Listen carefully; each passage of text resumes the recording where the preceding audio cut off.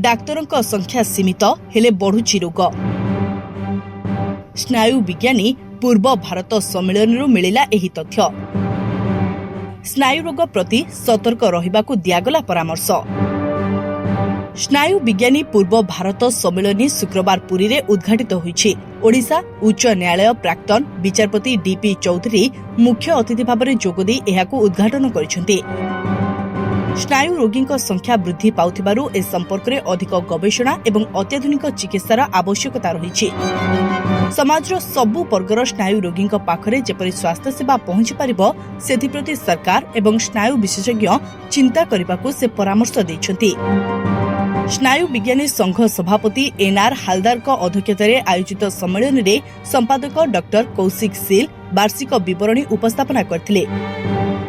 आयोजन कमिटी अध्यक्षा प्राध्यापक माया गंतायत, संघर उपसभापति संजय कुमार, संगठन संपादक अशोक कुमार मल्लिक, डॉक्टर सोमनाथ जेना, डॉक्टर दीपक कुमार दास, डॉक्टर संजीव कुमार भोई, डॉक्टर रवि नारायण साहू एवं महाराज कृष्णचंद्र गजपति मेडिकल कॉलेज सहकारी प्राध्यापक सौम्य दर्शन नायक प्रमुख आलोचन में अंशग्रहण करथिले। 3 दिन धरी एही सम्मेलन हेब। सम्मेलन में देशर विभिन्न अंचलरू शताधिक स्नायु रोग विशेषज्ञ एवं डाक्तर जोग दैछन्ति। आज आमे एई जो ईस्टर्न इंडिया बा पूर्वतन भारत वर्षर गोटे सबुठु बड़ कॉन्फ्रेंस पुरी रे ऑर्गेनाइज करछु। एई कॉन्फ्रेंस टी होची हमर जो न्यूरोलॉजी और न्यूरो सर्जरी बा स्नायु रोग विज्ञान और स्नायु अस्त्रोपचार जो माने अछंती डॉक्टर्स माने सेमानंकर 500 ରୁ 600 लोक एठी समाम एठी सब मिसिचंती और एठी सब विभिन्न स्नायु जनित रोग विषय चर्चा होची और यार अस्त्रोपचार रिसेंट एडवांसेस बा जहाँ नुआ जिनस नुआ पद्धति रे सब से विषय रे हमर चर्चा होची। ये जो एनी हमर जो संस्थाटी बा जो ऑर्गेनाइजेशन टी एटा 1991 मसीह रे सनातन रथ और डॉक्टर के सिन्हा स्टार्ट करथिले जे हमर भारत वर्षर पूर्व भारत वर्षर जो न्यूरो साइंटिस्ट बहुत कम थिले और एटिकार स्नायु रोग बहुत अधिका थिला किंतु सचेतनता एते नथिला।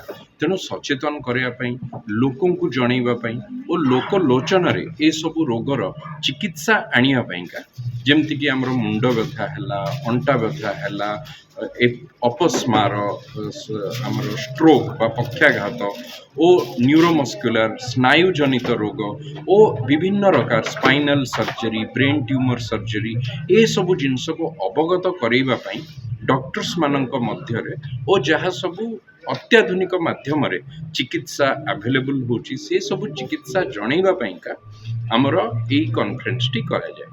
धीरे धीरे ए कॉन्फ्रेंस 37 वर्ष है बढ़ी चलची और जिते बड़े प्रथमे आमर 10-20 लोक थिले आमर एबे 500 ରୁ ऊर्ध्व न्यूरो साइंटिस्ट्स भारत वर्ष रे ओडिशा झारखंड बिहार विभिन्न जगह अच्छी। ए कॉन्फ्रेंस रे हमें बाहर भी बहुत न्यूरो साइंटिस्ट मान को डाकुचु जो माने कि अत्याधुनिक माध्यम रे किपरि चिकित्सा हेई परिबो ओ केमिति रिसर्च गवेषणा हेई परिबो ए विषय रे अवगत करौछंती। तेणु एथरे बहुत पिला माने भी अच्छी जो माने हमर रिसर्च पेपर प्रेजेंट करछंती और से माने या पईका क्विज और विभिन्न प्रकार ई पोस्टर ही तम प्राइज मध्य दिया होची।